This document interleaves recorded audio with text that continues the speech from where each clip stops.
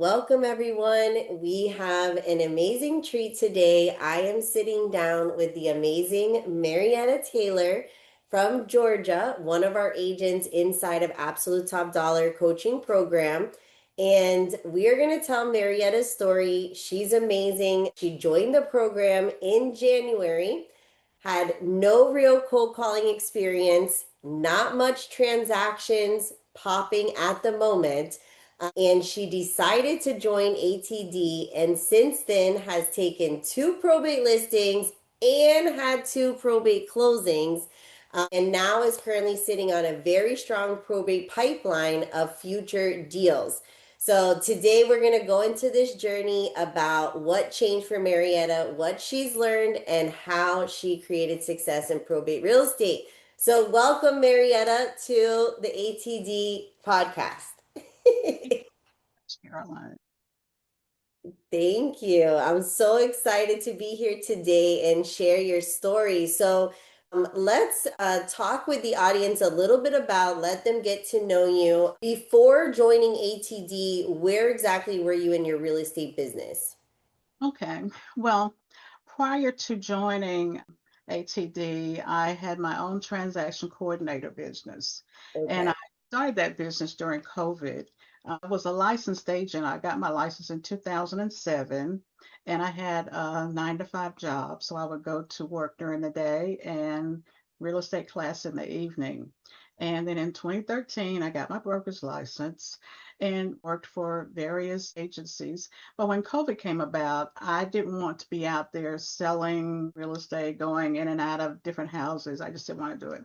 But I wanted to stay in the real estate game. So that's when I started my transaction coordinator business. So I've been doing that for the past few years. And then last May, I decided it's time for me to get back out there and sell something. So I joined EXP, but I wanted a niche and I wasn't sure what I wanted my niche to be or how to figure that out. And then one day I heard your presentation in the Women of Wolfpack. I thought, okay, that's my niche. That's what I'm going to do.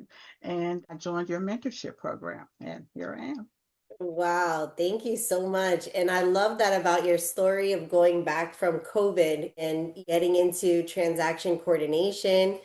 You've been quite a journey into real estate, and then you were like, that's it. I'm ready to go do this. And you've surely done it, okay? You've done it. And I love it because a lot of agents are in your same situation, right? Like you, transaction coordination, I'm sure you're basically just getting intake from realtors. So you're not always having to go out and search for business, right? So it's also a nice niche in the real estate business is transaction coordinating, right? So that was probably providing you like some consistent income and you were doing good with it, but you wanted to start selling again. And when you think about how do you go about and do that? If you don't get a niche and you were smart, you were like, I need a niche. Tell us about that. When did you decide that you needed a niche? Like, when did that come for you? Is that something you heard, or you just were like spinning your wheels in other directions and realized you need to just zone in on one thing? When I first got my license, I was just selling to anyone. But when I decided to get back into it, into selling, I didn't want to do that. I didn't want to be selling to just your regular seller or your first time home buyer. And I know a lot of agents do that, but I just wanted something different and I wasn't sure what it was. So when I signed on with EXP, I really didn't start marketing myself right then because I just wanted to find the niche first. I just knew that's what I needed. Just need. So once I heard you, I thought, this is it. Just felt So, what was it about probate that connected with you? I think it was just helping families. I just felt that had more purpose. And I just wanted to go out there and help as many families as I could. Very good. And had you had any personal experience with probate, or did you know about probate prior? No personal experience at all. I was just ready to learn as much as I could learn. That's why when I joined your mentorship program, I just dived into those videos that you have in the training session. I just wanted to learn everything. Yes, and you were amazing. You're like an A+ student, okay? So it also want to give kudos because you've been an action taker, and that's what I love about you is when you join a mentorship program or when you join to learn something, right? Like learning takes action, right? So we take in the information and then we go out and we do it, right? And I think that also the way that you've managed it is very relatable to other people in the marketplace because maybe somebody doesn't have 40 hours a week, like a full-time job to be able to dedicate to real estate. Like this is all I do. Like I don't do anything else but like find deals and help families and that's all I do 24/7. But for you, still have your other business. So most people on this channel know we cold call, okay? And obviously, you didn't have cold calling, you weren't cold calling regularly. Tell me about how much physical time you were investing weekly to be able to build these listings up and this pipeline up. How much have you been investing in that? I've been cold calling on Saturdays, Saturday mornings specifically.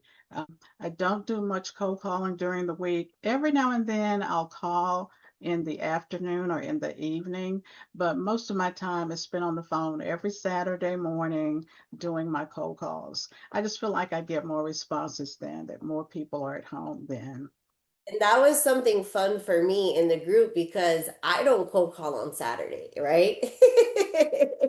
And so you had started posting your results. And again, that's what is awesome about our group, right? The level of accountability, sharing your results with the group, sharing your results to the team. So every Saturday, you were so faithful and you would post your results. I had this many dials, I did this. And I remember telling you, like, well, Marietta, I've never called on Saturdays, but hey, I'm liking the numbers. I'm liking what's going on. Keep going, right? And and I think that's really neat because anybody could do that. Like everybody can do that. And if you had another job or you were, because a lot of times what I see is realtors that are in another part of real estate that they want to transition into, and they say, how can I start weeding in probate? Well, you're basically, we're calling like 2 hours on a Saturday, right? So Well, 2 hours on a Saturday, and you're not like a big phone sales, like you don't have this crazy phone sales background, do you, Marietta? absolutely not. No, They looks can be deceiving. I just want to clarify, okay? no. So tell everybody about that because even that in itself, so you're cold calling about 2 hours on a Saturday, and then on top of that, you have no formal cold calling experience. So what was that like learning the script and starting to have these conversations? Terrifying. But you have to face your fears. But I was really terrified just to get on the phone and start calling people. I just thought they were going to yell at me or something like that. But I followed your script, and I find that most people are reasonable.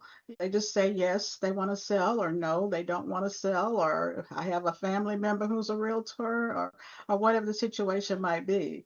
But to learn the script and just dive in there and just start doing the cold calls. And once you start doing them, then your fear goes away and you're like ready to go to the next one. Right? Like at the end of the day, once you got past that fear at the beginning, and I'm glad you mentioned it because it's real, like we all feel it. That's why I used to love about the Mojo dialer when I was brand new, because when you have to look at your phone and you're like dialing the number, that's when like you get like the heart and everything. But on Mojo, you just say, start dialing, and then it's so it helps you get in there, right?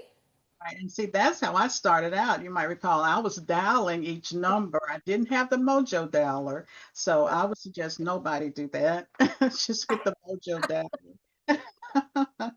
That's right. So how many leads would you say you were dialing a week, like hand dialing at that point? Wow. I think when I started out dialing myself, I was only doing maybe 30 or 40 a week because it was a lot dialing. But when you use the Mojo dialer, you can Just, 100 or more. It's really, and it takes the anxiety out of it. yeah, Because your head plays games with you and it says like, oh, don't call that number, like, oh, that's probably not the right number, or nah, just skip that one. And oh, that looks like maybe, because when you have to analyze the information yourself, it's like you're like, oh, well, that looks like a husband and wife, I'm not going to call that one. Or oh, that one looks like, oh no, like, but you're actually, sometimes people don't realize they're lying to themselves. They're just coming up with reasons of procrastinating to make the call. right. So the Exactly. mojo removes all of that. And you just flow right through. You just flow right through. Exactly. And so you use the script, you got on there and you found the conversations to be pleasant. What does it feel like how every week you get new leads? It's a good feeling. Anytime I call someone and they are ready to sell, or they want to find out what their market value is, or whatever it is that they want, it's really a good feeling because I know that I'm getting ready to help this person in their particular situation. So it really invigorates you when you get that one person that says, yes, I do want to sell. It's exciting. Really? Well, because you call on Saturdays, we haven't had the pleasure of cold calling with you. Maybe you can make a guest appearance because we cold call together on Tuesdays and Wednesdays. So we get to see each other's excitement and celebrate each other in those moments because it is, right? It is exciting when you speak to someone. Right, it is. It's very exciting. That's the best part. That's the best part. And wouldn't you say that with the script and the way that we go about it, that literally people are just like, yes, I do want to sell. And then you just set them the appointment, right? Like it's Right, that's what I do now. And you have those too that want to sell, but it may be 2 or 3 months down the road. So I mm, always make sure that I put on my calendar to follow up with them. I have a postcard that I mail out to them. They get that. And I try to communicate with them often so that they don't forget who I am, and just follow up because follow up is important. absolutely. Tell me about, so the two listings that you got, let's walk through them a little bit. Okay. So obviously both of them were cold calls, Yeah. right? You had initially cold called them. You want to tell us about the first one? How did it actually come about and what was your experience with it? Okay. Now, the first one was a doozy. I think that everything that could happen happened because I remember you saying basically fake it until you make it. Yes. Uh, and I really had to do a lot of that in the first one that I had. But it was a cold call, and I remember calling him 2 or 3 times. He said he was going to sell, but he lived out of state, and the father's house was here in Atlanta. And so I just kept following up, and then he told me that he would be coming to Atlanta on a certain day, and we set up an appointment for that day. He wanted to come and get his letters of administration. And when he got here, he called me and he was upset. He said, spelled my father's name wrong. His name is Lewis, and they have Louise, and they're telling me that they can't make this correction, and it's going to be another 2 or 3 weeks before they can do it. He said, so I made this trip for nothing. And I immediately said, oh, no, it's not for nothing.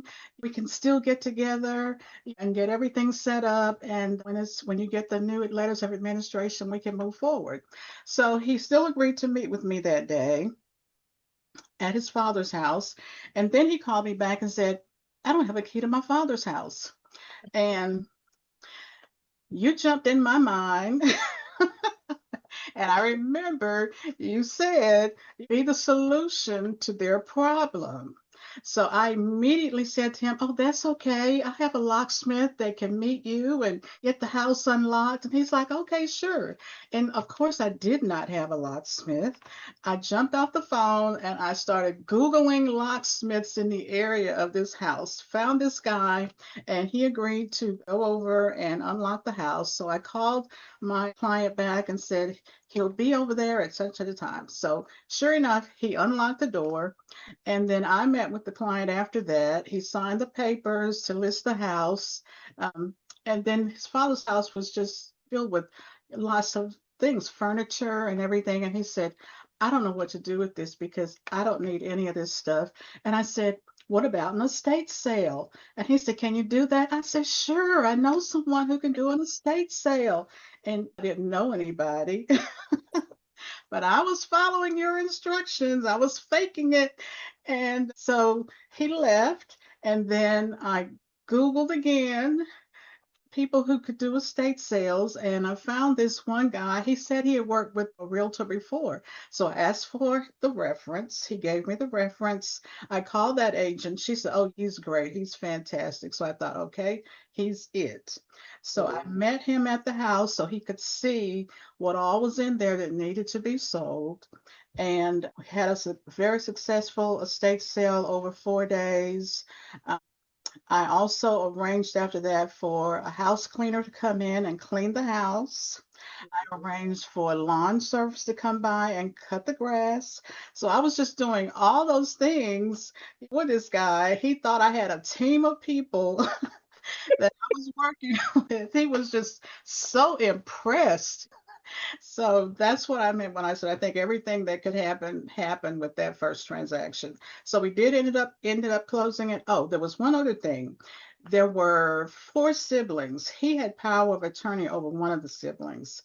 The other sibling lived in Germany, and the other sibling lived in North Carolina, but there was some friction between them. So I didn't know if we would ever need that sibling to sign anything. So when the transaction got started, I asked my client for the email addresses of his siblings, and I would just send out a weekly update, letting everybody know what's going on. And the sister did respond, and she thanked me for sending her the update each week. So we were able to smooth out a little bit there, but we ended up not needing her to sign anything. But I just wanted to make sure we had that covered just in case we did. So we were able to close. He didn't have to come back to Georgia. He signed his papers in Milwaukee and everything Wow. was. Can we give her a round of applause, guys? Like, that is so beautiful. Like, that is the real deal probate. And people don't realize it's not just about selling the house. Selling the house was the easiest thing you did. It was. So it's about being that solution. And I couldn't have said it better myself. And the part that you said, fake it till you make it. Well, this is my thing, right? Like, and you tell me your experience, okay? Do you think that you learned more by having a actual family to serve and help, like that you actually needed a locksmith, you actually needed an estate sale, you actually needed a cleaning done on a house, right? The way that you had to simulate that team together, right? Do you think that it would have been better if you would have didn't have a customer and you would have just seeked out vendors, created some type of vendor list, and then you would have called them? Do you think that you would have been better off, or just doing it as the situation arises itself? How was that experience? Well, besides the panic, Well, because it's your first time. It's your first time, right? So anytime you do something the first time, it's scary, right? Like you even said when you went to do your cold calls, your words, not mine, terrified. Okay. So there was more terror ahead. exactly. But everybody that I use, their names are in my phone. So I feel Right. like now I have a team. And if Right. I have to go through those steps again, I'm assured that there will be another situation like that. I have basically a list of vendors now that I can. Exactly. And what I have found with probate is so like depending on your marketplace, how big your marketplace is, right? So like I serve like a huge marketplace. So I could have an estate sales company that'll work in this area, but they don't work in that area, right?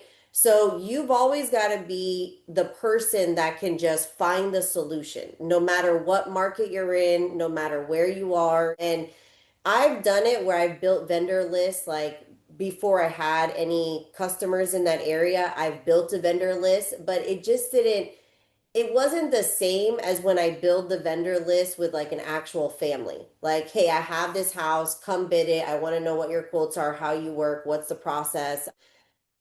Because then you get to really see what it is. And it makes the conversation, the quote, just everything more accurate because you guys are working on like a live case. Right. But you did it all on that one. Mm. I'm sure my blood pressure went up a little bit, but I did it all. Well, again, you were invigorated. Okay. And Right. that's what I like about probate. Like me personally, I like that about it. Even though, yes, some days are stressful, right? Because you've got a lot of moving parts. But like yesterday, I went to someone's home. Like, I went to two houses yesterday and just like, you're just in these people's lives. And I treat every family like what I would do in this situation. Like, what can I do? Like, what would Carolyn do in this scenario? And no house is the same, no family is the same, no attorney is the same, right? There is similarities throughout all the cases. There are similarities. Some have more than others. But once those core things, because you say that you didn't have your vendor list, but you did know what to expect. Yes, that's true. Because of you. Yes. Because you heard all of my stories, and then we teach you this is who you are to become, right? Like you become the resource to these people's problems, right? So, boom, money in the bank. You got a closing check. That felt good, right? Absolutely. That felt good. And then, so now tell us about your second one that you just had a closing on. The second one was a breeze. Uh, she Give had us the good news, okay? she had her letters of administration, and we listed it. It was her mom's home. It was in a retirement community. And once we got a contract or an offer, and they agreed to it, and I sent it into the attorney, it was discovered that it really wasn't a probate property because the daughter's name and her husband's names were on the deed. So technically, they could have just sold it without going through probate. So that one was really simple. It was our buyer offered cash, so it didn't take long at all to close. So that Excellent. no problems with that one. Excellent. So, from when you spoke with the lady, what was the time between when you actually listed it and then ended up closing it? We listed, it was probably on the market for about 3 weeks. So when I spoke with her, well, let me start back from the beginning. She was a cold call. I Okay. sent her a letter and then I sent her a postcard. And she ended up calling me. And she said, that was the nicest letter that you sent me. She said, I'm just so happy that you sent me this letter. She said, I held on to it. And so she was really ready to go once she got that letter and the card. So she thought it was very thoughtful. And so then once I met with her that same day, she signed the paperwork. And Wow. it was on the market maybe 3 weeks. She decided she wanted to drop the price. She said, I don't want a nickel and dime it. I want to drop it where somebody buys it now because I don't want to deal with any of these expenses anymore. So we dropped the price, and the very next day we got an offer. Amazing. And that's what is also really cool about probate is that it can happen very fast, right? So you started the program in January. You were we shared offline prior to us speaking. You were studying the system, studying the program, and then you actually started making calls when in in February.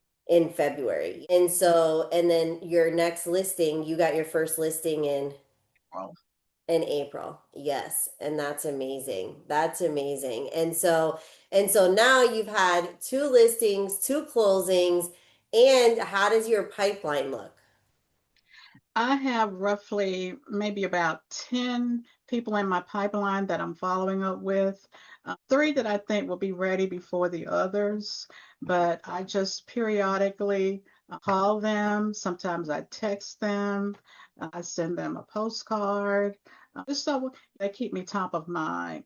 And last week, this guy I had been following up with, I decided to call him again. And when he answered the phone, he's like, Marietta, I've been thinking about you. And I said, I hope you have good thoughts about me. He said, yes. He said, I'm almost ready. He said, I've got my letters of administration. I'm going to clean out the house. And I said, do you want to have an estate sale? And he said, no.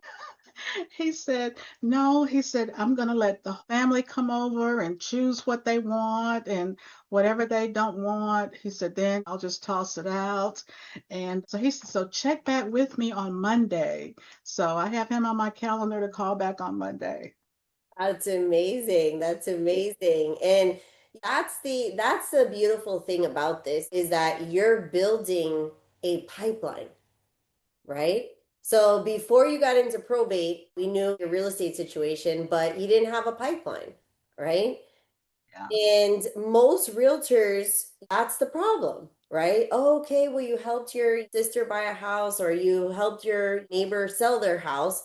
But what pipeline do you have that you're constantly filling it up with new sellers that want to work with you, right? So you have 10 people, you've got this guy, and that's the crazy thing about probate is that we get fresh leads weekly. So it's like it never stops. So it's that's what I love about it is that you're not only able to like I literally have been in scenarios like it happens frequently where you connect with someone on a cold call on a Tuesday, you do a consult with them on a Wednesday, Thursday you're doing a property tour, and Friday you have a signed listing agreement. So in 1 week, now you just put business up on the board, right? So I love that. Like in being in sales, you need those quick hits. But once you start doing it for long term, right? And this becomes like what you're doing is like you're building in this pipeline.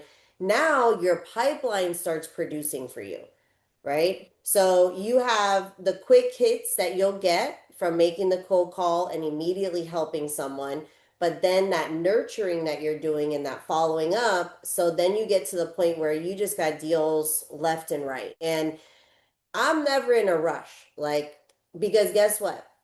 In a year from now, guess who's still going to be selling houses? Me. Okay. So if I have to follow up for 3 months, 4 months until we actually get it going, that's okay with me because whenever they're going to be ready, I'm going to need a house to sell. Right.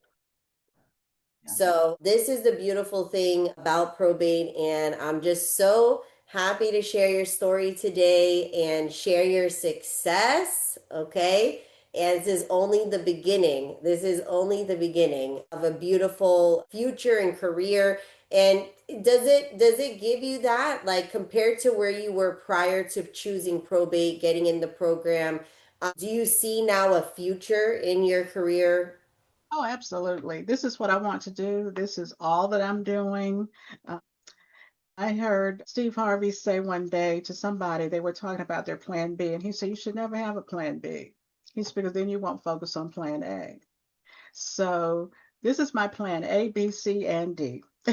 This is what I'm doing. This is what I love to do. And I'm just ready to go on to the next deal. I love it. I love it. I love it. Thank you so much, Marietta. And if you're a realtor and you want to learn how to turn probate leads into real conversations, real appointments, real listings, real closings, like Marietta, okay, book a consultation with me. I'd love to learn more about your business. And I am going to put Marietta's information below so you can reach out directly and connect with her as well. Marietta's story is proof that you don't need years of probate experience or cold calling experience to get started. You just need the right system, the right support, and the willingness to take action. Okay? So, thank you so much, guys, for joining us, and we will see you on the next one. Bye.